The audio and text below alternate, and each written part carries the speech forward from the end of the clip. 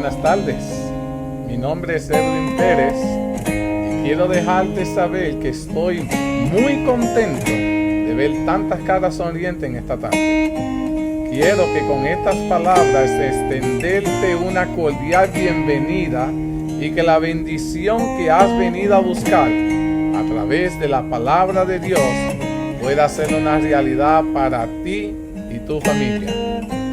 Si esta es la primera vez que te conectas, quiero ser el primero en extenderte una cálida bienvenida para ti y dejarte saber que es un placer tenerte en medio nuestro.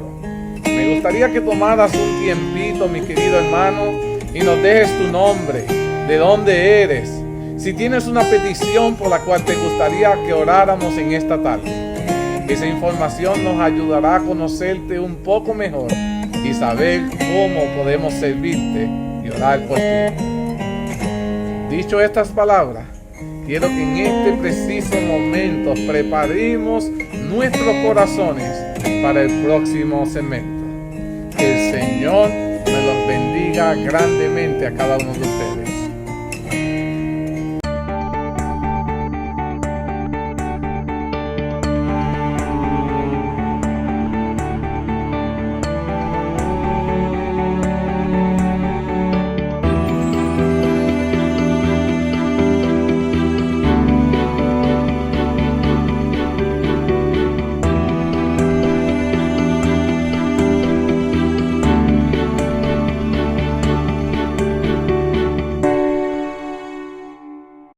Oremos, querido Padre, agradecido estamos en esta tarde, porque nos trae a todos a unirnos buscando tu palabra, el mensaje que tú tienes para bendecirnos en esta tarde. Queremos, Padre, que todo lo que nosotros hagamos o digamos pueda ser para la gloria y la honra tuya. Permítenos, Padre, ser edificados a través de este tema. Y que nos ayude si en algún momento tenemos que hacer ciertos cambios en nuestra vida, que podamos hacerlo. Queremos, Padre, que tú seas nuestro invitado de honor, que te manifiestes en cada hogar que está siendo conectados en este preciso momento, que podamos sentir tu presencia en medio nuestro. Si hay alguna pregunta, manténnos siempre contestando bajo un así dice Jehová. Bendice a los que le ha de llegar este mensaje, que de igual manera puedan recibir la misma bendición. Todo esto te lo suplicamos, te lo agradecemos en el nombre de Jesús. Amén. Muchas gracias, mis queridos hermanos, por haberse conectado en medio nuestros. Estamos estudiando en esta tarde. Hemos llegado al capítulo número 44, la gran apostasía. Y déjenme decirle que no sé si se han ido tratando de adelantar leyendo ciertos capítulos. De aquí en adelante vamos a profundizar en muchos aspectos que son temas que no discutimos a ciencia abierta así en nuestras iglesias, pero que son informaciones que tenemos que saber que están sucediendo a nuestro alrededor y cómo nosotros como pueblo de Dios, al saber esta información, debiéramos estar preparándonos para los eventos que han de acontecer. Y este capítulo que comienza hablando de la gran apostasía, están hablando de los eventos que sucedieron dentro de la iglesia. No estamos hablando de cosas que sucedieron fuera de la iglesia.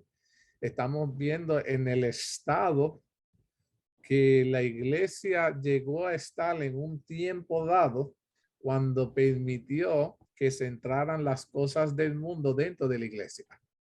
Y queremos comparar ese periodo que hubo en aquel entonces y de algún modo, si nos diera tiempo en esta tarde, ver si en nuestro tiempo ciertas de esas cosas están sucediendo y si podemos comparar el efecto que tuvo en aquel pasado.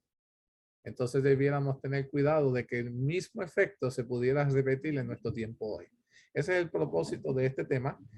Quiero que seamos muy cautelosos cuando nosotros contestemos, que lo hagamos con respeto, porque de aquí en adelante se van a estar hablando no solo de nuestra iglesia, más adelante van a estar viendo en la historia donde otras denominaciones juegan un papel grande en la historia. Y aunque tenemos que hablar los datos como son, no quiero que nunca perdamos el respeto cuando nosotros toquemos estos temas. ¿Ok? Porque muchas personas se pueden sentir ofendidos y el mensaje no llegar, como es el propósito nuestro. No es de ofender, sino de enseñar y educar para que podamos nosotros acercarnos a Cristo. Entonces, comienza la introducción dándonos una vislumbre de lo que estaba sucediendo en aquel entonces. Dice, cuando Jesús reveló a sus discípulos el destino de Jerusalén y las escenas relativas a su segundo advenimiento, predijo también la experiencia de su pueblo desde el momento cuando se separaría de ellos hasta su regreso con poder y gloria para librarnos. Jesús le estaba diciendo a los discípulos qué iba a pasar desde el momento en que él partiera de ellos. Y entre las noticias que Jesús le estaba dando a sus discípulos, Jesús estaba preocupado en el sentido por lo que le iba a pasar a la iglesia de Cristo en aquel entonces. Interesante ese punto. Y cómo cuando la iglesia de Cristo se fuera acercando al tiempo del fin, esta misma situación se iba también a pasar, pero de una manera en la cual iba a verse afectada todos los cristianos. Entonces dice, desde el monte de los olivos, el Salvador contempló la tormenta que estaba por caer sobre la iglesia apostólica. Jesús vio todo lo que estaba por caer y amonestó a los discípulos sobre este evento para que evitara que estos eventos sucedieran. Jesús nos advierte a nosotros hoy estos mismos eventos y la pregunta está si hemos logrado o no evitar que estos acontecimientos sucedan. Dice, al penetrar más profundamente en el futuro, el ojo de Cristo distinguió la fiera devastadora tempestad que azotaría a sus seguidores en las edades venideras de la oscuridad y su persecución. En pocas y breves palabras, el terrible significado predijo la porción de los gobernantes de este mundo asignarían la iglesia de Dios. Y dijo, los seguidores de Cristo debían transitar la misma senda de humillación, reproche y sufrimiento que había recorrido Jesús. Jesús vio que tristemente Jesús murió por nosotros, queriéndonos evitar que nosotros pasáramos ese lugar, y tristemente en el futuro vio que nosotros los seguidores también teníamos que caminar por la misma senda de la humillación, el reproche y el sufrimiento. Dijo, la enemistad que se había manifestado hacia el Redentor, la gente que odiaban a Jesús, se manifestaría también contra todos los creyentes en su nombre. Y la primera pregunta, que es bien sencilla, que quiero hacerle es, ¿piensan que la enemistad que se había manifestado hacia Jesús se manifestaría también contra los creyentes en su nombre hoy? Do you think that the same way people get upset with Jesus, persecute him, try to kill him, will happen again on our time? ¿Ustedes piensan que eso pueda suceder nuevamente en nuestro tiempo? Yo sí está muy que sí, ¿verdad? Sí, claro que sí, porque la batalla es hasta eterna, o sea, hasta que no es eterna, sino hasta que Cristo venga, esta batalla va a continuar. Entonces, estamos apercibidos de que en cierto modo vamos a sufrir persecución. ¿No? Dios no nos dejó en la vislumbre de que no sabemos de que sí vamos a ser perseguidos. Y mírate esto, es interesante, dice, la historia de la iglesia primitiva da testimonio del cumplimiento de las palabras del Salvador, porque sucedió. Tal y como Cristo dijo que eso iba a suceder, sucedió. Dijo, los pobres de la tierra y el infierno se colingaron contra Cristo en la persona de sus seguidores. El paganismo previo, si el evangelio triunfaba, sus templos y altares serían barridos. Por lo tanto, reunió su fuerza para destruir a la cristiandad. Dijeron, espérate, si los cristianos siguen creciendo, nos van a destruir el paganismo. Para evitar que ellos nos hagan eso, nosotros tenemos que eliminarlos a ellos primero. Y se estaban ellos como uniendo. Y dice, se encendieron los fuegos de la persecución, se expropiaron las posiciones de los cristianos y se los arrojó de sus hogares. En Hebreo 11:36, la palabra de Dios dice, soportaron gran lucha y aflicción los cristianos. Experimentaron vituperios y azotes, y además de esto, muchos sufrieron prisiones y cárceles. Muchos de ellos sellaron su testimonio con su sangre. Y muchos de nosotros hoy tenemos que sellar nuestro testimonio con nuestra sangre. Era maravilloso el tema que nosotros estudiamos la semana pasada, el precio que teníamos que pagar nosotros los cristianos. Era un precio muy grande. Y lo curioso de esto, que hay muchos hermanos que a veces están en contra de nuestro mensaje. A mí hasta me escribieron en el video, hermano Edwin, usted va a pagar lo doble. Y yo le escribí, y ojalá que si tengo que pagar lo doble o triste en el nombre de Cristo, que así sea. Si ese es el precio que me toca pagarlo en el nombre de Cristo para ser sellado y ser salvado, estoy dispuesto a pagarlo. Pero tristemente no todos estamos dispuestos a pagarle el precio. Nuestros hermanos en aquel entonces, todos sellaron su testimonio con sangre, siendo quemados, poniendo en la hoguera, en los coliseos, como entretenimiento, se los tiraban a comer a los leones, pero todos testificaron con su sangre. Dice, los nobles, los esclavos, los ricos, los pobres, los eruditos, los ignorantes, fueron igualmente asesinados sin misericordia. Ahora, segunda pregunta, ¿piensa que Satanás tuvo victoria al tratar de destruir la iglesia con violencia? Cuando Satanás trató de destruir a la iglesia, al pueblo de Dios con violencia, ¿piensa que obtuvo la victoria a través de ese método? ¿Qué ustedes piensan? Dice que sus esfuerzos fueron vanos. La iglesia de Cristo sigue en pie. ¿Qué pasaba mientras más violentamente los mataba? ¿Qué pasaba con los cristianos? Más se multiplicaban. Más se unían a la iglesia, más se multiplicaban. Mira, Satanás los azotaba, los ponía en el coliseo, les prendía fuego, los crucificaba. Y mientras más feroz fuera el ataque, más violento fuera el ataque, se dio cuenta que estaba perdiendo el tiempo. De alguna manera, algo estaba pasando que no intimidaba a la gente, al contrario, motivaba a las personas a convertirse en cristianos. Interesante ese punto.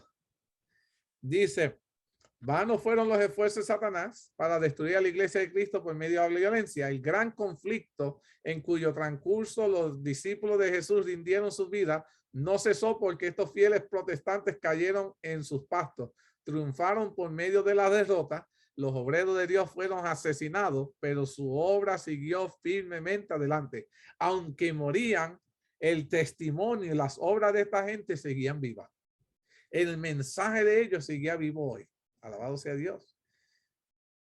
Ahora, ¿qué pasaba con el evangelio mientras más cristianos eran asesinados? Habíamos dicho que más gente se unían a la iglesia, más se convertía.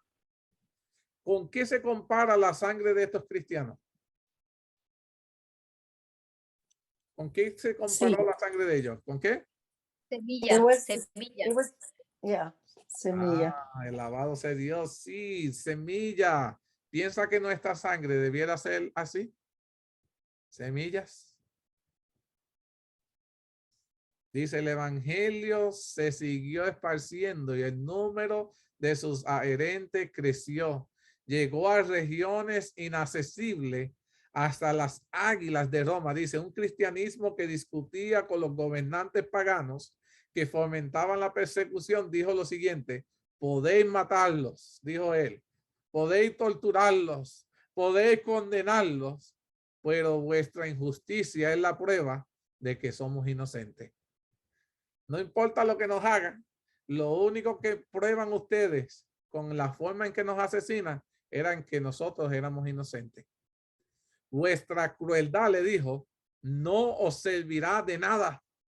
Era una poderosa invitación más para atraer a otras personas a que se unieran a la fila de la fe. Mientras más a menudo los aplastaban, más rápidamente, dice la sierva de Dios, que crecía el número de los creyentes. Y así fue como se comparó a los cristianos como semillas, que aunque los mataban, seguían produciéndose. Y así pasa con la semilla. La semilla tú la entierras y parece que murió, pero tiene que morir para que vuelva a crecer. Alabado sea Dios. Y el cristiano también tenemos que a veces morir al viejo yo para que el Cristo en nosotros pueda crecer. Alabado sea Dios. Es el mismo proceso, mis queridos hermanos.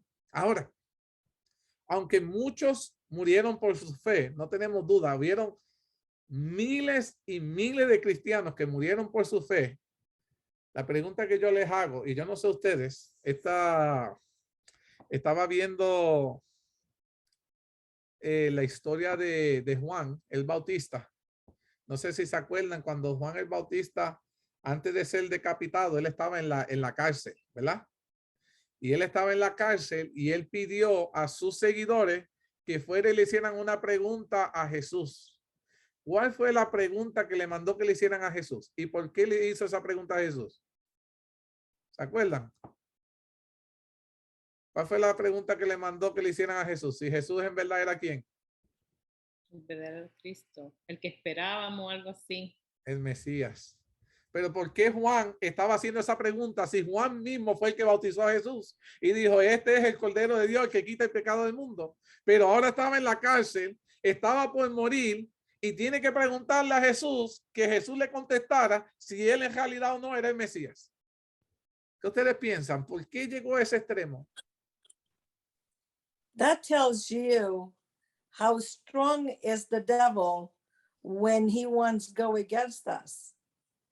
Because at that moment, John was very, very weak. He was listening to a lot of things. His apostles were bringing news to him, but he got very discouraged at that point. And he saw it. When he baptized Jesus, he saw with his own eyes that the Holy Spirit was upon him, that it was him. It had confirmation. And yet, when we doubt, that even that second that we doubt, it's bad. Sí. It's bad. Se me está diciendo que a ese extremo lo llevó el enemigo a que él mismito dudara si Jesús era el Mesías o no, porque señal suficiente tuvo en el momento del bautismo que vio el Espíritu Santo descender, y no solo eso, escuchó la voz de Dios. Este es mi hijo amado en el cual yo tengo que complacencia. Pero allí en el proceso de la cárcel, déjenme decirle algo, Juan dudó si era o no era, porque como decía Sebi, porque todo el mundo estaba hablando y estaban poniendo en tela de juicio si Jesús o no era el Hijo de Dios. Y Juan quería morir con la certeza de que por la razón que él decidió disminuir era la razón correcta de que Jesús era el Mesías. Él quería estar seguro que el evangelio que él predicó y todo lo que había hecho era cierto. Y muchas veces nosotros vamos a estar en esa encrucijada de que si nos vamos a, no, el enemigo te va a hacer cuestionar si todo lo que tú has hecho en tu ministerio, de tu vida personal, si valió la pena o no. You will question that. Va a llegar a un punto en que el enemigo te va a hacer cuestionar tu evangelio, tu ministerio. Y tú vas a decir, wow, tantos sacrificios y ahora estoy por perder la vida. ¿Habrá valido la pena? Y allí vemos a Juan el Bautista teniendo esa pregunta. Al igual que muchos de nosotros nos viene la enfermedad, el dolor, la persecución, la humillación. Y nos hacemos la pregunta, ¿vale la pena? ¿Estoy haciéndolo bien? ¿Por qué es que soy yo el único que entiende esto de esta manera, pero el mundo entero lo ve de otra manera? ¿Será acaso que soy yo el que estoy equivocado? Y nos vienen ¿qué cosas? Las dudas. Y eso es lo que el enemigo quiere que nosotros tengamos, dudas. Porque una vez vienen las dudas, mientras tú dudas de lo que tú estás haciendo, está bien, deja de hacerlo. Deja de practicarlo. ¿Me va entendiendo? Pero cuando tú tienes la certeza de que lo que tú estás haciendo está bien, no importa que llueva, caiga truenos, relámpagos, vas a estar allí. Porque tienes la certeza. Y muchas veces quiero saber, mi querido hermano, que si hay alguien que en este preciso momento le estoy hablando a tu corazón, and you are questioning your ministry, estás cuestionando el ministerio que Dios ha puesto en tu mano, hoy Dios quiere reafirmarlo, continúa haciéndolo.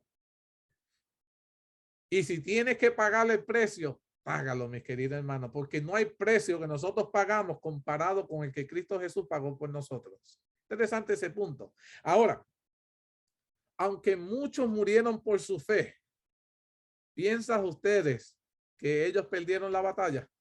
When they died. They died por su fe, creyendo. Pero aún así murieron. No estuvieron exentos de la muerte. Estudiamos 2 muertes la semana pasada. Peter y Paul. Pedro y Pablo. Hoy le estoy mencionando Juan el Bautista. También perdió la cabeza. Y han habido muchos cristianos que han muerto por su fe. La pregunta que te hago, aunque han muerto, ¿perdieron la batalla? Do you think that they lost because they died?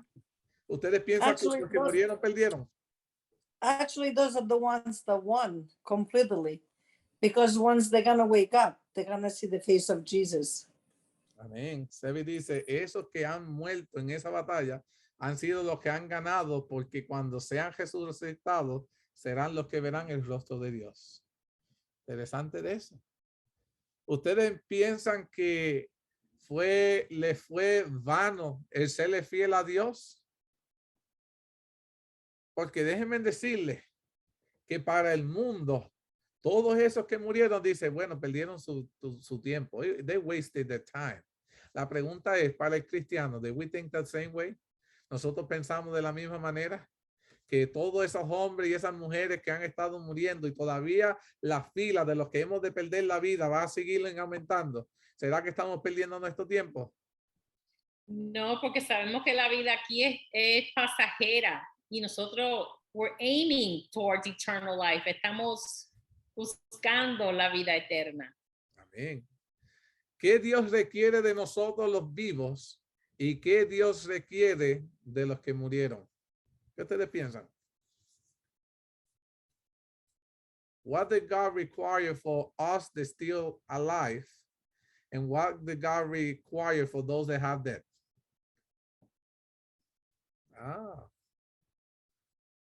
Pregunta fuerte esa. Well, those that are dead, nothing anymore, because whatever they did.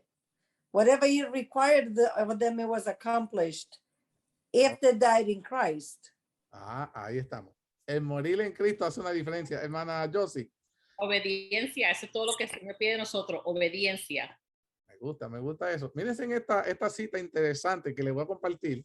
Presten atención porque me dejó en shock. Dice, miles fueron encarcelados, miles fueron asesinados, pero otros surgieron para ocupar sus lugares.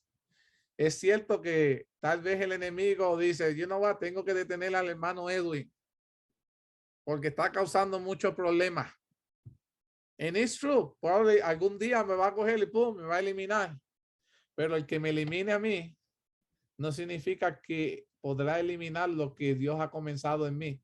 Porque Dios va a hacer que otro se levante y ocupe mi lugar y continúe haciendo lo que el hermano Edwin estaba haciendo.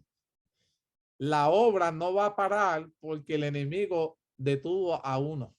¿Me va entendiendo? La obra continúa aunque uno muera. Dice, y los que sufrieron el martirio por su fe quedaron seguros con Cristo y él los considera vencedores. Pelearon la buena batalla. Recibirán la corona de gloria cuando Cristo venga. Los sufrimientos que soportaron acercaron a los cristianos los unos a los otros y a su Redentor. El ejemplo de los vivos y el testimonio de los muertos. You see that? Because even if you die, you leave a testimony alive. ¿Vieron eso? Aunque tú mueras, dejaste un testimonio vivo para las próximas generaciones. Que la muerte no puede cesar. El testimonio que tú dejaste vivo, tus obras siguen ¿qué? Trabajando. Miren, Elena G. de White, ¿hace cuántos años murió? Pero sus obras siguen vivas hasta el día de hoy. Sus escritos, el apóstol Pedro, el apóstol Pablo, todos sus escritos siguen ¿qué?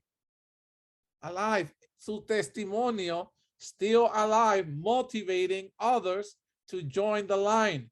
Sus testimonios, aunque ellos murieron, siguen motivando, siendo razón de motivación para que otros se unan a las filas. Y eso es lo que Dios quiere, que aunque tú mueras, tu testimonio sea tan poderoso que ni la muerte tuya cesan tus obras, mis queridos hermanos. Que aún tu testimonio sea tan fiel que cuando la gente mencione en tu vida, ay, lo que fue el hermano, sea motivo más que suficiente para hacer que otros hermanos se unan a las filas. Interesante ese punto. Not even death is our end. Ni siquiera nuestra muerte es el fin de nosotros. Alabado sea Dios. Dice, y el testimonio de los muertos era un constante apoyo de la verdad. Y donde menos se lo esperaba, los súbditos de Satanás abandonaban su servicio y se alistaban bajo la bandera de Cristo. Alabado sea Dios. Era cierto que tú mataste a 100 en la hoguera, pero 100 dejaban las filas de Satanás y ocupaban esos lugares. Alabado sea Dios. Esa muerte de esos siervos de Dios eran motivos más que suficientes para convertir el corazón de esas personas que eran sus verdugos. Alabado sea Dios.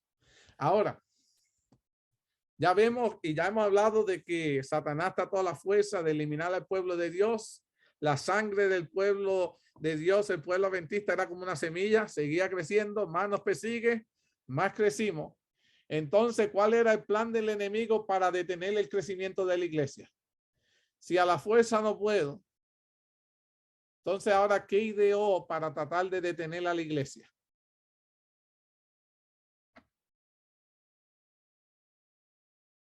Dice, Satanás, por lo tanto, trazó planes para tener más éxito contra el gobierno de Dios, clavando su estandarte en el seno de la iglesia cristiana. Dijo, si los seguidores de Cristo podían ser engañados e inducidos a desagradar a Dios, su fortaleza, el del pueblo de Dios, y su firmeza fallarían y serían más fácil presa para él. El gran adversario trató entonces de obtener por medio de la astucia lo que no podía lograr por medio de la fuerza. La persecución entonces la cesó. Espérate, no voy a continuar persiguiéndolos, matándolos, porque mientras más hago eso, más gente que se unen. Entonces dijo, y en lugar los ocuparon a todos los cristianos, nos distrajo. Dijo, ocuparon las peligrosas tentaciones de la prosperidad temporal y los honores mundanales. Vamos a hacer lo que ellos ocupen en los reconocimientos, en los honores. Y dijo, ¿cuál fue una de las artimañas más peligrosas que hasta el día de hoy continúa envenenando a nuestra iglesia? Dijo, se indujo a los idólatras a aceptar parte de la fe cristiana mientras rechazaban otras verdades esenciales. Entonces, la iglesia cristiana de aquel entonces le dijo a los paganos, mira, vénganse para acá. Vamos a hacer esto. Vamos a unir las creencias paganas con las creencias que cristianas. Así tú continúas adorando a tu Dios, lo único que le vas a cambiar el nombre para nuestros dioses. ¿Me van entendiendo? Y entonces buscaron comenzaron a los mismos días que se celebraban las fechas paganas, la cambiaron para actividades de la iglesia. Un ejemplo de ellos, no voy a entrar mucho en abundancia, solo quiero que vean en forma típica lo que viene siendo nosotros celebrando el nacimiento de Cristo Jesús, que no es la fecha real del nacimiento de Cristo Jesús, pero para los paganos se celebraba el nacimiento de Tamuz. Entonces ellos dijeron, bueno, están celebrando el niño de una deidad, pues nosotros le vamos a poner el de nuestra deidad, el de nuestra creencia. Y así lograron mezclar los paganos con la iglesia cristiana, la celebridad. Interesante ese punto. Y mira qué peligroso fue eso. Dice, profesaban aceptar a Jesús como el Hijo de Dios y crecer en su muerte y su resurrección, pero no estaban convencidos de sus pecados. Sí, creen en Jesús, creen en su muerte, creen en su resurrección, pero tú no tienes que aceptar que eres un pecador. Interesante ese punto. Y dice, y no sentían necesidad de arrepentirse ni de cambiar su corazón. Con algunas concepciones de su parte propusieron que los cristianos también las hicieran para que todos se pudieran unir sobre la plataforma de la fe en Cristo. Y ahí, mis queridos hermanos, esa fue el arma más mortífera que el enemigo ha causado, introducir el paganismo dentro de las actividades de la iglesia, las ceremonias de la iglesia. Y en aquel entonces comenzaron a celebrarse dentro del culto de la iglesia actividades paganas. Interesante. En los tiempos bíblicos las actividades paganas mataban a esa gente y ahora la aceptaban como parte de sus servicios. Ahora, ¿cuál fue el terrible peligro que corre la iglesia con este ataque? ¿Qué efecto tú crees que pueda tener la iglesia al mezclar el paganismo con el cristianismo? ¿Ustedes creen que no corre ningún peligro, que está bien que se puedan celebrar? Total, se le están dando nombre de santos, se hacen las actividades con pensamientos nobles. ¿Qué ustedes piensan? Ay, no, el tema da para, es cada controversial, pero es la realidad y es parte del tema y tenemos que estudiarlo. ¿Ustedes piensan que está bien que se una lo cristiano con lo pagano? What do you think? ¿Qué piensan? Es bien peligroso porque así es como la iglesia pierde el enfoque y nos vamos adaptando más a las cosas del mundo. Buen punto. ¿Qué más? ¿Ustedes piensan que corre en peligro nuestra fe al practicar esas cosas? Well, light and darkness can never stay together. And so if you don't have clear ideas on how to worship the Lord, you're never gonna have that relationship with him, because you're mixing what's not true with a little bit of truth. And you're never gonna make anybody happy like that. Interesante ese punto. La hermana Sebi menciona que las tinieblas no se pueden mezclar con la luz, no tienen coinonía. Y si nosotros no tenemos claro cómo adorar a Dios de la forma correcta, eso puede causar que nosotros hagamos ciertas cosas que no se deben estar practicando. Interesante ese punto. Mira que dice aquí. Quería leer de la sierva de Dios lo que ella dice en cuanto a este punto, que es sumamente peligroso. Dice: se indujo a los idólatras a aceptar la fe cristiana mientras rechazaban otras verdades esenciales. Solo se les indujo a ellos aceptar la fe cristiana, pero tenían que rechazar la iglesia para poderlos entrar a ellos. Tuvo que bajar sus creencias, sus credos, que eran sumamente importantes, como no la idolatría. Entonces, todas esas cosas, todos esos principios se tuvieron que quebrantar para poder unir el paganismo con el cristianismo. Y mira lo que dice: profesaban aceptar a Jesús como el Hijo de Dios, pero no estaban dispuestos a arrepentirse. Y dice: la iglesia entonces se encontró en un terrible peligro. Las prisiones, las torturas, el fuego y la espada eran bendiciones en comparación a este ataque. Mira lo que dice la sierva de Dios: era mejor que al pueblo de Dios lo torturaran, lo metieran preso, lo quemaran, a que pasara a que permitiéramos que la iglesia se permitiera que este tipo de idolatría entrara dentro de la iglesia. Dice, porque, bueno, antes de darle esta información a ustedes, ¿por qué ustedes piensan que es peligroso que se permitiera que eso entrara? ¿Qué cambio podía eso traer a la iglesia que pudiera ser dañino para nosotros? ¿O no, o piensa usted de que eso no traería ningún daño?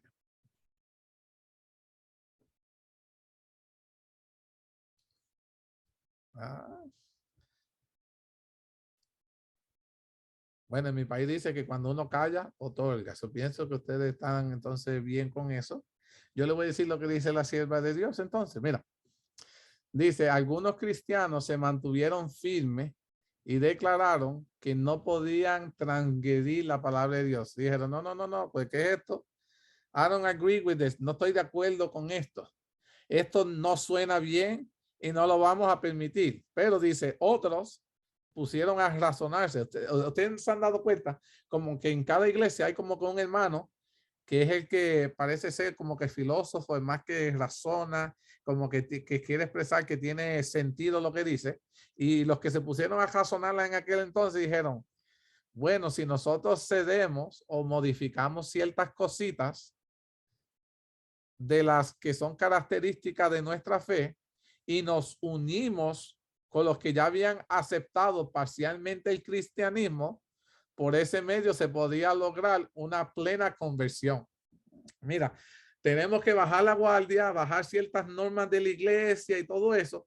Y si nosotros hacemos eso, van ellos a venir a la iglesia y una vez estando ellos en la iglesia, nosotros los vamos a convertir. Tremendo el plan de este hermano, ¿verdad? Racionamiento. Es como decir, bueno, vamos a ponerle en nuestra iglesia las músicas del mundo, porque eso va a traer a los jóvenes y a los hermanos, ¿verdad? Vamos a hacer un concierto con toda esta gente que canten la música, cantar esta gente, y una vez ellos estén dentro de nuestra iglesia, los enganchamos con la verdad, se van a quedar en nuestra iglesia. Tremendo el plan, ¿verdad? Por lo menos la intención era buena con ese plan, yo pienso, porque hoy en día ese era el método de antes y pareciera que fuera el método de nosotros hoy. Eso no es. Estoy hablando de una realidad. Yo no estoy fuera de una realidad. Pareciera que el método de antes, las filosofías de antes fueran las mismas de hoy. Hermana Sevi, dime. Ahora siento que quieren hablar. Muy bien, dígame. The devil never changes his ways. And you know, the funny thing is that they always work because we think that we are smarter, but we're not. Interesante ese punto. Sevi dice que el diablo nunca ha cambiado su forma de ser y su método. Y pareciera que nosotros lo vamos a engañar a él, pero el que salimos engañados somos nosotros. Y es muy cierto. Mira, aquí dice, ellos dijeron, los vamos a convertir. Y dice, fue un periodo de profunda angustia. Inmediatamente permitieron la entrada de estas ideas. La iglesia sufrió. Para los fieles seguidores de Cristo, los que no eran fieles, a ellos no los afectó, pero aquellos que queremos mantenernos fieles a Dios, sí hubo un problema. Y dijo, bajo el manto de un pretendido cristianismo, Satanás mismo se estaba asinuando en la iglesia para corromper su fe y apartar las mentes de la palabra de la verdad. Aquellos que dijeron, sí, vamos a utilizar este método para atraer a los hermanos de la iglesia, terminaron apartándose de la iglesia, perdiendo su fe, apostataron a su fe. Y tristemente nosotros no podemos como pueblo de Dios utilizar los métodos de Satanás para ganar a otros hermanos. Tenemos que utilizar el método de Cristo, como dicen en nuestra iglesia. Y muchas veces nosotros queremos recurrir a ciertos métodos, pero en realidad lo que hacemos es un daño grave a la iglesia. Y Dios quiere contar contigo y conmigo para que nos mantengamos firmes a esa verdad. Ahora dice, ¿qué decidieron la mayor parte de los cristianos con respecto a las normas de la iglesia? En aquel entonces, cuando el enemigo estaba tratando de entrarle eso, mira lo que dice, dice, por fin, y mira cómo dice la sierva de Dios, y la palabra de Dios dice, por fin, la mayor parte de los cristianos rebajaron sus normas. Permitimos que entraran ese método en la iglesia y la consecuencia fue que rebajamos nuestras normas. Y dice, y se estableció una unión entre el cristianismo y el paganismo, la luz con las tinieblas. Una unión que nunca debió haber existido. La iglesia debe solo permanecer la luz. Antes de continuar siguiendo leyendo lo que dice la sierva de Dios en esto, quiero preguntarte, ¿piensas que porque la mayoría de la iglesia lo hace, está bien hacerlo?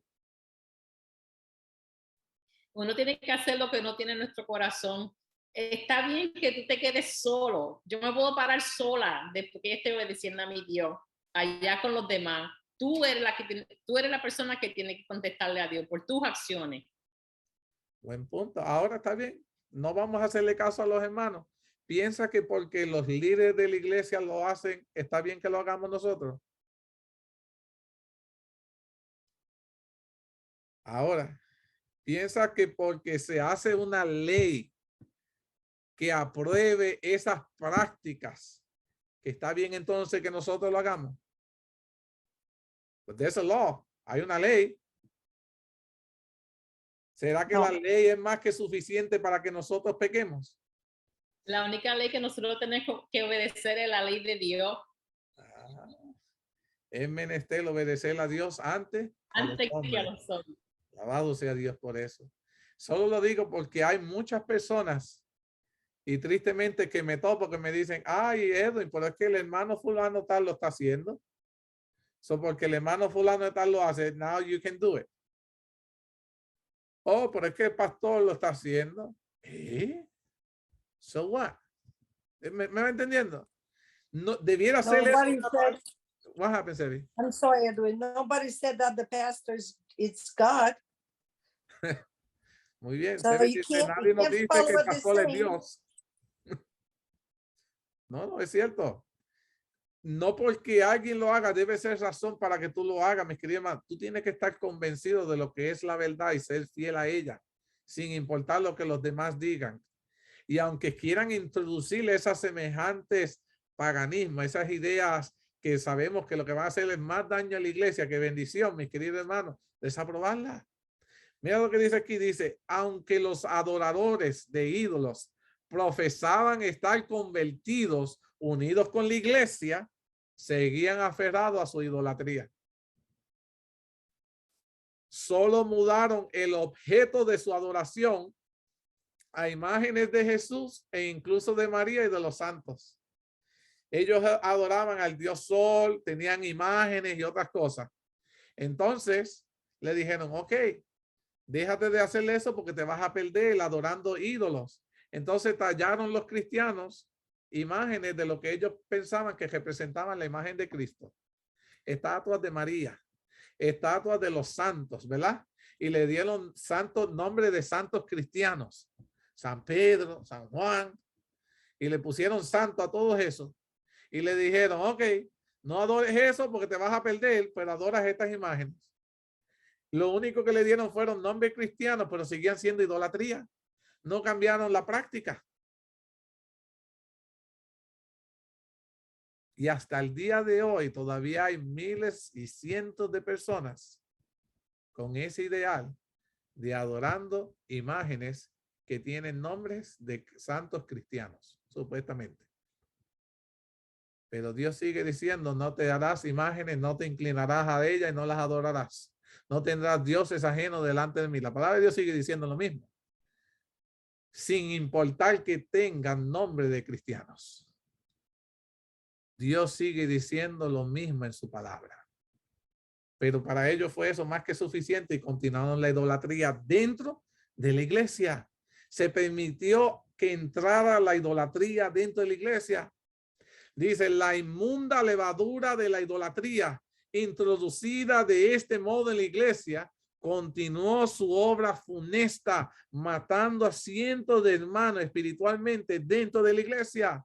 Doctrinas sin fundamentos, ritos supersticiosos, ceremonias idolátricas se incorporaron a su fe y su culto. A medida que los seguidores de Cristo se unían con la idolatría, la religión cristiana se corrompió y la iglesia perdió su pureza y su poder, mis queridos hermanos. Y al día de hoy, cualquier iglesia, mis queridos hermanos, y no importa que sea adventista o no, mis queridos hermanos, que permita que la idolatría entre, que la alabanza que no es aprobada por Dios entre para tratar de atraer hermanos a la iglesia, mis queridos hermanos, lo único que está causando es que la iglesia de Dios pierda su pobreza y su poder. La pregunta es, ¿seremos partícipes de que eso suceda? Oh, no, allá ellos. Eso no tiene que ver conmigo. Cuidado, mis queridos hermanos, con este tipo de actitud. Porque Dios nos ha llamado a salvar. Y tenemos que empezar por la casa. Interesante ese punto. Piensa que todos los miembros de la iglesia se unieron a ese movimiento de la idolatría en aquel entonces. Todos los miembros de la iglesia se unieron a eso.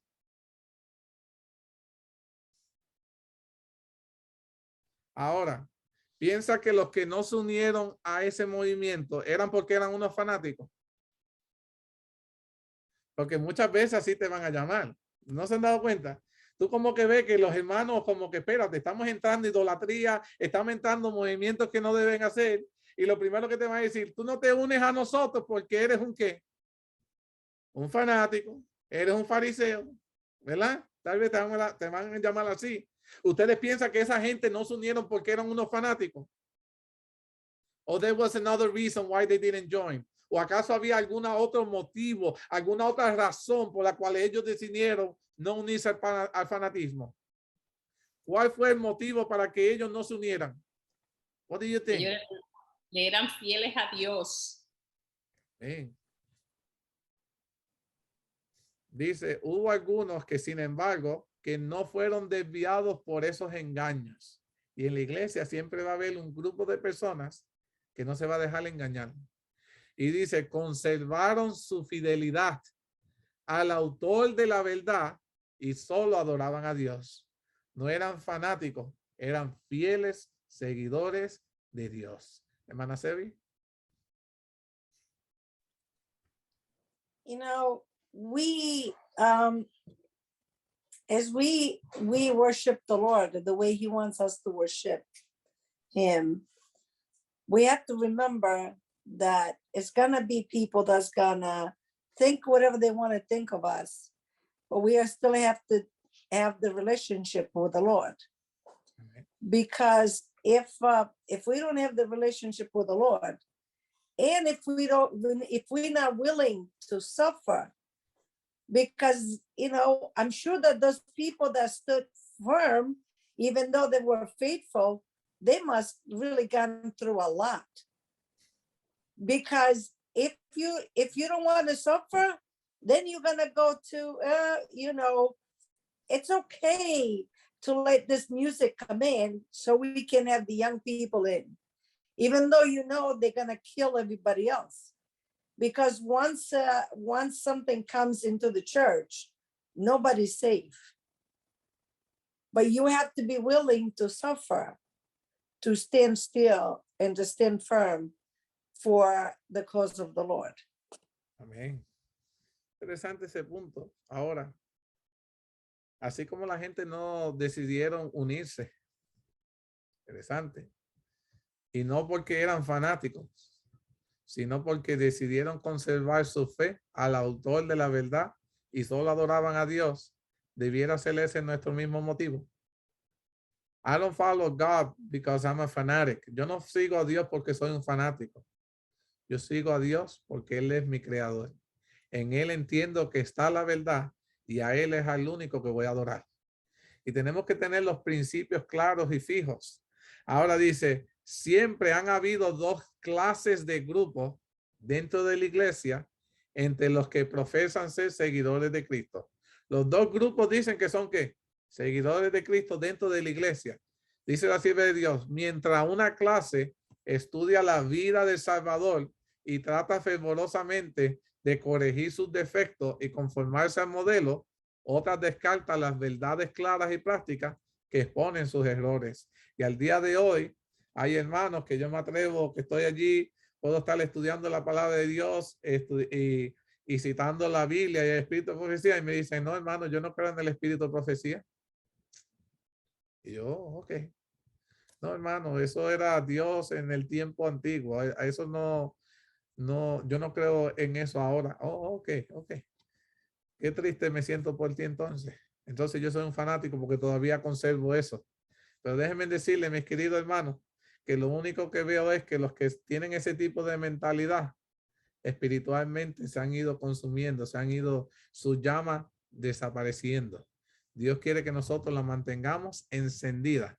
Dice, se nos aconseja que los que se entregan voluntariamente al pecado no deben ser recibidos. No sé si leyeron esa parte donde la sierva de Dios nos aconseja que los que se entregan voluntariamente al pecado no deben ser recibidos en la iglesia. They should not be received at the church. ¿Cómo podemos entenderle esto cuando ella dijo eso? What do you think she meant? Cuando ella dijo que los que se entregan voluntariamente al pecado no deben ser recibidos en la iglesia. Did that mean that she mean de que ustedes piensan que ella se refería a que teníamos que votarlo, echarlo fuera? ¿A qué se refería la sierva de Dios con eso? Él dice, los que se entregan voluntariamente al pecado no deben ser recibidos a la iglesia. ¿Cómo podemos entender eso? How do you understand that? Edwin, as you would say, es un buen punto. Por favor, explícalo.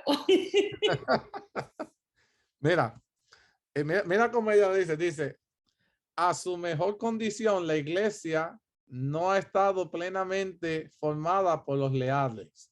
Tristemente, la iglesia, ella dice, no está formada por los leales, los puros y los sinceros. Nuestro Salvador enseñó que los que se entregan voluntariamente al pecado no deben ser recibidos en la iglesia.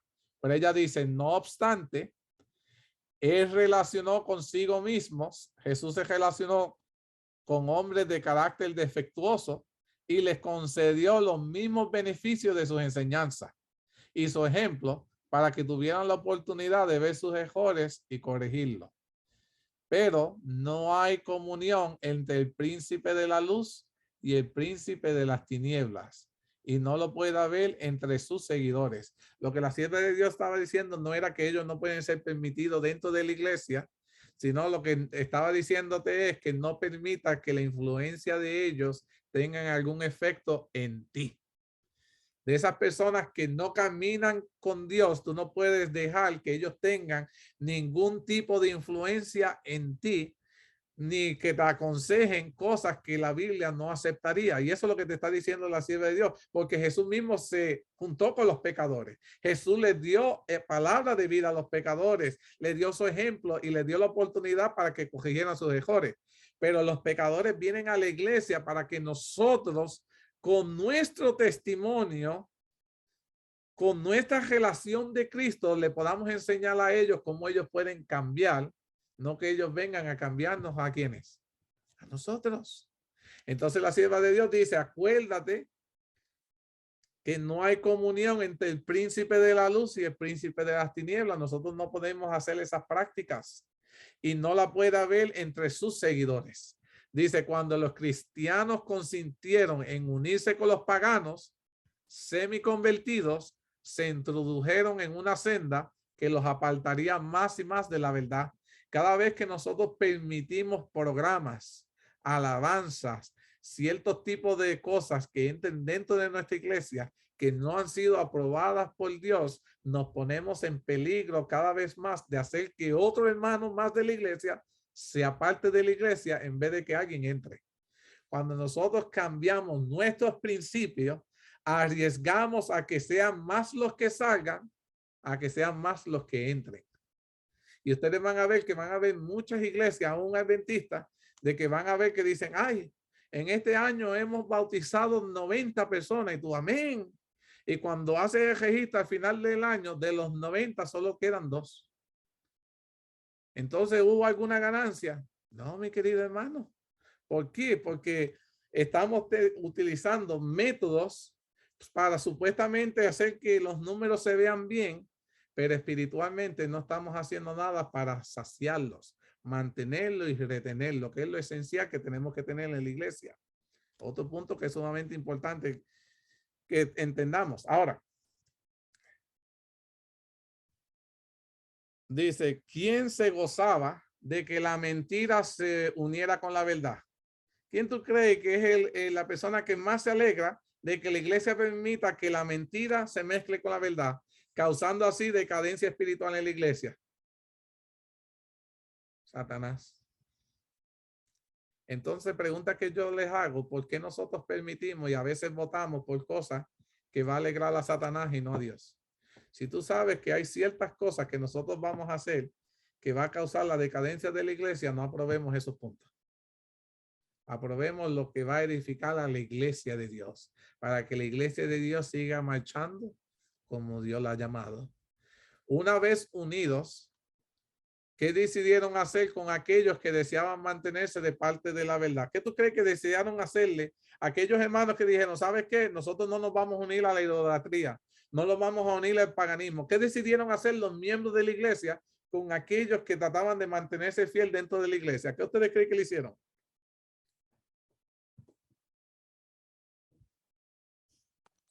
That's when persecution starts. Gracias, Sebi. Dice Sebi que ahí fue cuando la persecución comenzó. Dice: Satanás se gozaba al ver que había tenido éxito en engañar a un gran número de seguidores de Cristo. Y dice: entonces logró que su poder se manifestara más plenamente sobre ellos y los inspiró a perseguir a los que permanecían fieles a Dios. Interesante este punto, mis queridos hermanos, que cuando nosotros permitimos que la idolatría entre dentro de la iglesia, aquellos que queremos mantenernos firmes, nuestro testimonio hace que el que esté pecando se sienta mal. ¿Sabían eso? Que tu fidelidad lo que causa es que el hermano se sienta mal. Y ahora, porque se siente mal que tú no compartes y haces el mismo pecado que él hace, ahora se enoja contigo. Y ahora te ve a ti como una amenaza para que él pueda continuar permaneciendo en su pecado. Y para cambiar esa amenaza, entonces tú tienes que salir del panorama. Y así fue como en aquel entonces comenzó la persecución, y será como comenzará nuevamente la persecución dentro de la iglesia. Cuando nosotros permitamos que las prácticas que Dios ha prohibido en esta iglesia sigan introduciéndose. Y dice la sierva de Dios bien clara, dice: entonces logró que su poder se manifestara más plenamente sobre ellos y los inspiró a perseguir a los que permanecían fieles a Dios. Nadie podía saber mejor cómo oponerse a la verdadera fe cristiana que los que habían sido sus defensores. Y esos cristianos apóstatas, unidos con compañeros semipaganos, se dedicaron a atacar los aspectos más esenciales de la doctrina de Cristo. Mira, si hay algo que es más peligroso dentro de la iglesia, no es un pagano, es un cristiano pagano dentro de la iglesia. Eso sí saben cómo atacar, porque sí saben cómo brega la junta de la iglesia y saben monitorear las cosas para que los votos se den a su favor, para que la apostasía se dé a su favor. Si hay algo que es más peligroso, es un semicristiano dentro de la iglesia que uno fuera, porque sabe cómo se manejan las cosas dentro de la iglesia. Y así pasó en aquel entonces y así pasa en nuestros días, y por eso muchas cosas del paganismo se introducen dentro de nuestra iglesia. Dice: ¿por qué se hacía difícil para aquellos que deseaban mantenerse fiel, se mantuvieran fiel? ¿Qué eliminaron que los ponía en peligro de retener la verdad? Dice: se necesitaba una lucha desesperada por parte de los que querían ser fieles para mantenerse firmes contra los engaños y las abominaciones completas del ropaje sacerdotal que se introdujeron en la iglesia. No se aceptó la Biblia como norma de fe. Comenzaron a decir: no, hermano, no nos venga que la Biblia dice eso. Es mejor que tú nos digas cuál es tu opinión, porque una vez se elimina la Biblia como norma de fe, entonces ya tú no tienes argumento para ir en contra de ellos. Y muchos hoy en día, tú van a ver hasta muchos líderes que dicen: no me saque el espíritu de profecía, yo no creo en eso. No me mencione la Biblia, no, yo no creo en eso. Cuando se deja de aceptar la Biblia como norma de fe, estamos en peligro. Dice: la doctrina de la libertad religiosa fue calificada de heresia y sus sacerdotes aborrecidos y proscritos. ¿Qué optaron los verdaderos seguidores de Dios por hacer? ¿Y por qué llegaron a esa conclusión? Dice: después de un largo y severo conflicto, los pocos fieles decidieron separarse completamente de la iglesia. Voy a repetirle esa oración. Después de un largo y severo conflicto, los pocos fieles, ahora toda la iglesia se le vino encima. Se les hizo ver a ellos como fanáticos, como que son lo malo de la iglesia. Y ahora la iglesia está encima sobre ellos. Dice que decidieron separarse completamente de la iglesia apóstata. Si ésta continuaba rehusando apartarse de la falsedad y la idolatría. Dice, se dieron cuenta de que la separación era una necesidad imprescindible si querían obedecer la palabra de Dios. Pregunta que yo les hago. ¿Piensan ustedes que esa fue una buena decisión de parte de ellos? ¿De salirse de esa iglesia? ¿O no? ¿Debieron quedarse y seguir luchando y cambiarle la mente a los hermanos de la iglesia? ¿Qué ustedes piensan? It's a very sensitive topic. Cuando uno está en un lugar que uno no está creciendo espiritualmente y te está afectando, es tiempo de irte. Es mi opinión. Okay. So, entonces tú piensas que esa forma I de go pensar with de ellos, you, Josie. so, ustedes piensan que esa forma de pensar de ella debiera ser la nuestra hoy. Absolutely. Mira, dice, interesante. Dice, ellos se dieron cuenta de que era imprescindible, si ellos querían mantenerse fieles a Dios, tenían que cortar lazos con la iglesia apóstata.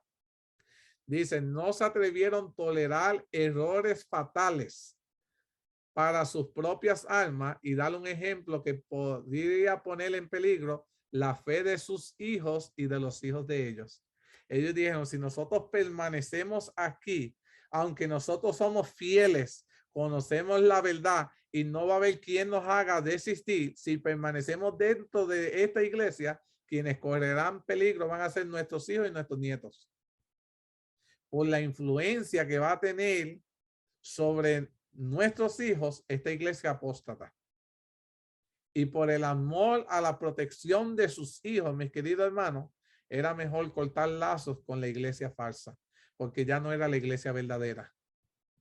Y muchas veces nosotros, para poder salvar nuestro matrimonio, para poder salvar a nuestros hijos, tristemente en el lugar que estamos congregados, tenemos que dejar de asistir. Y esto es serio. Porque si permaneces ahí creyendo que tú puedes hacer un cambio, el único cambio que vas a causar es la perdición de tu familia. Y esto es serio. Esto es serio. Tú tienes que estar con tu familia donde puedan adorar a Dios en espíritu y en verdad. Como familia, crecer adorando al verdadero Dios de la forma correcta.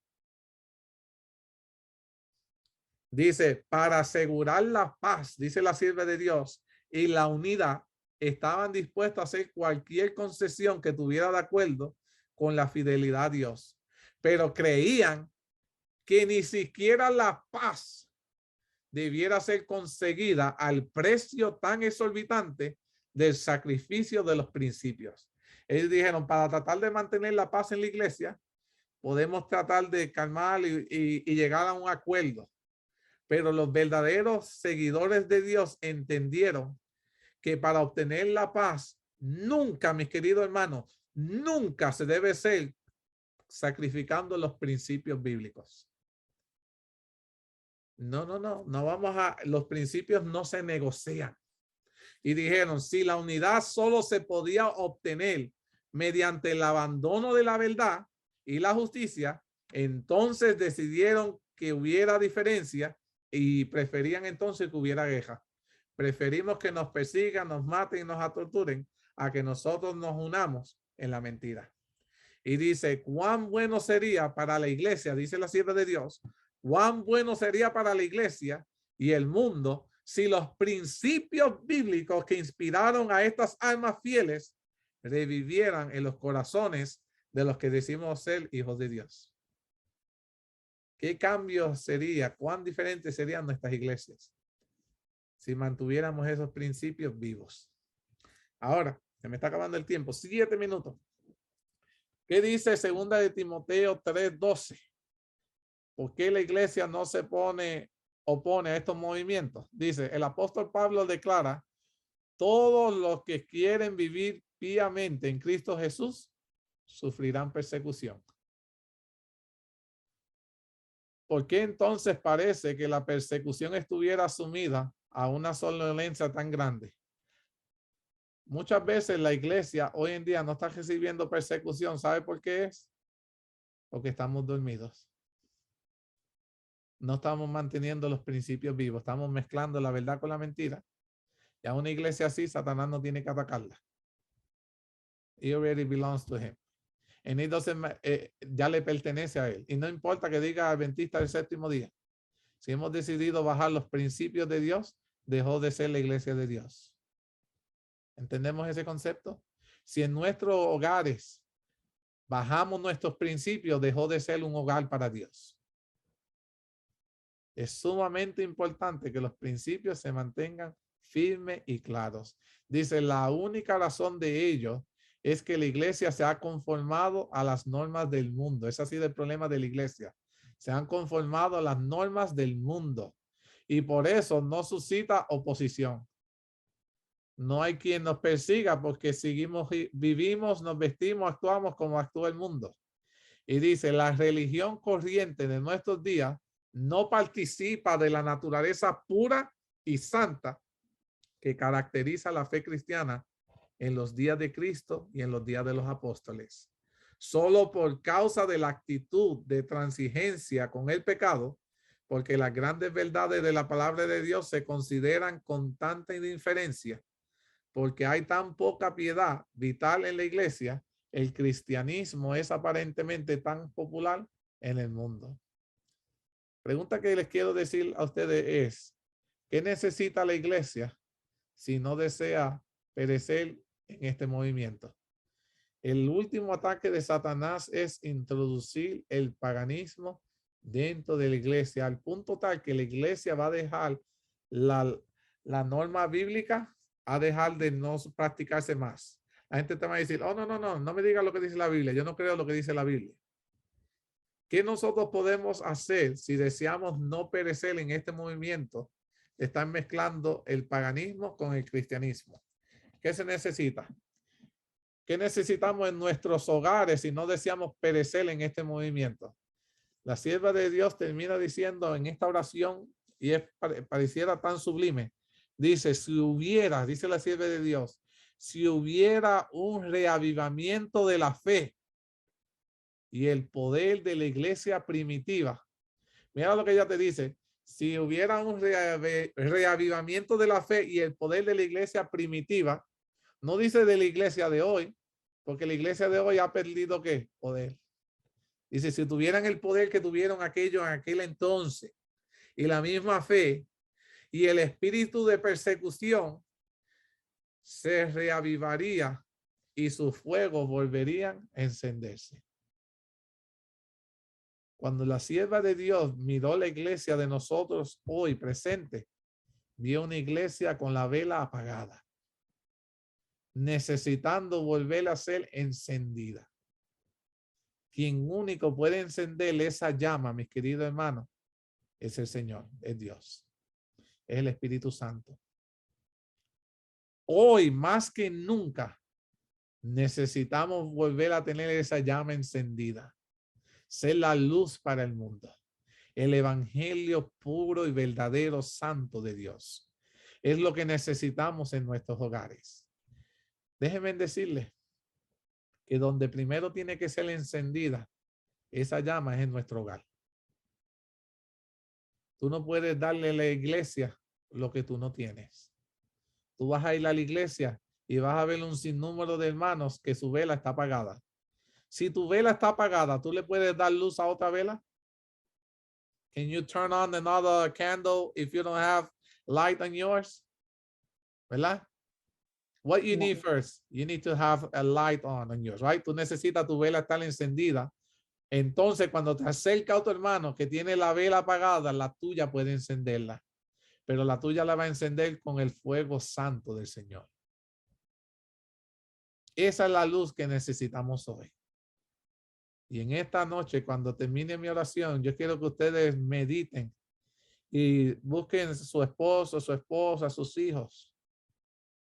Y como familia, pídele al Señor en esta noche que en ese hogar en donde tú te encuentras, la vela del Señor esté encendida.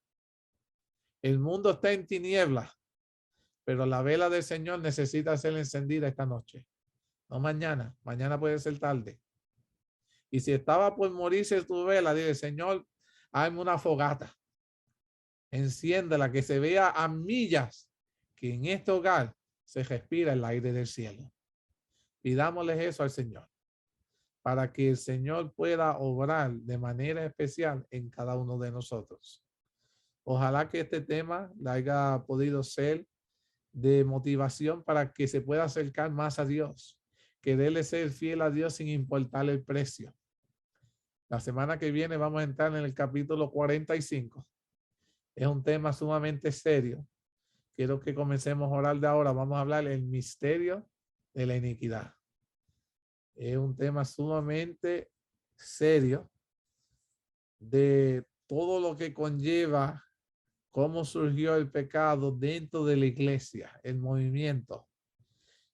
Vamos a estar hablando de ciertos puntos proféticos y me gustaría que estudiaran el libro junto conmigo y pudiéramos tener un estudio maravilloso la semana que viene en cuanto al misterio de la iniquidad.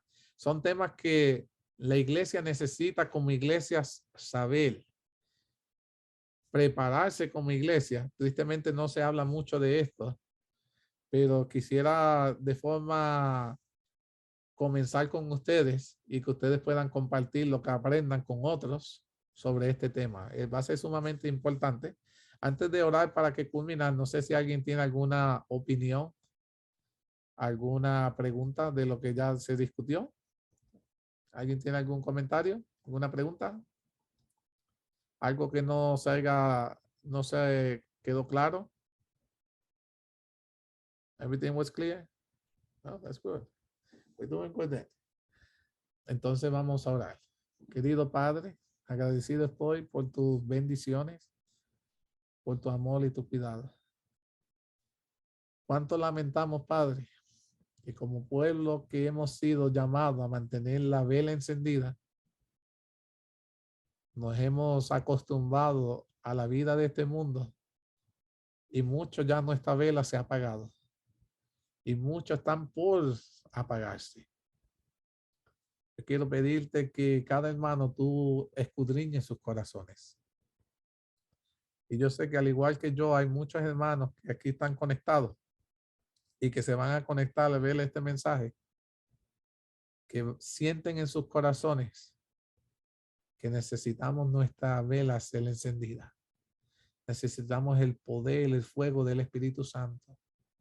Necesitamos ser la luz que tú nos llamaste a hacer en nuestras iglesias y ayudarnos a hacer el ancla para que el paganismo no siga entrando en nuestras iglesias.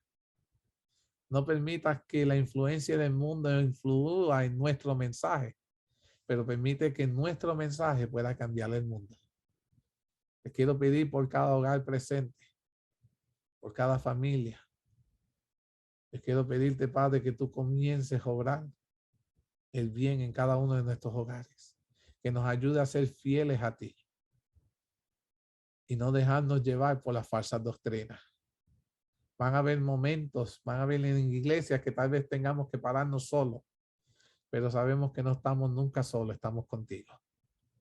Bendícenos hoy y siempre, bendícenos esta semana que ha de comenzar, que podamos comenzarla con tu dirección y tu bendición. Ayúdanos a hacer de bendiciones para otros. Y cualquiera fueran los desafíos que podamos tener esta semana, que en tu nombre podamos tener la victoria. Todo esto te lo suplicamos, te lo agradecemos. En el maravilloso nombre de Jesús. Amén. Que Dios me los bendiga a todos.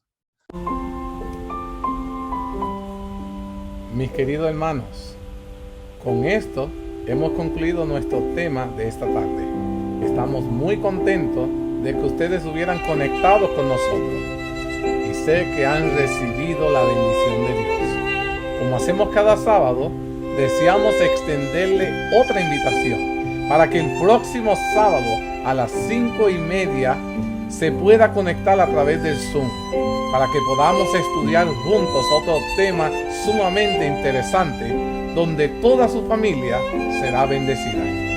Recuerda, aquí te esperamos con los brazos abiertos.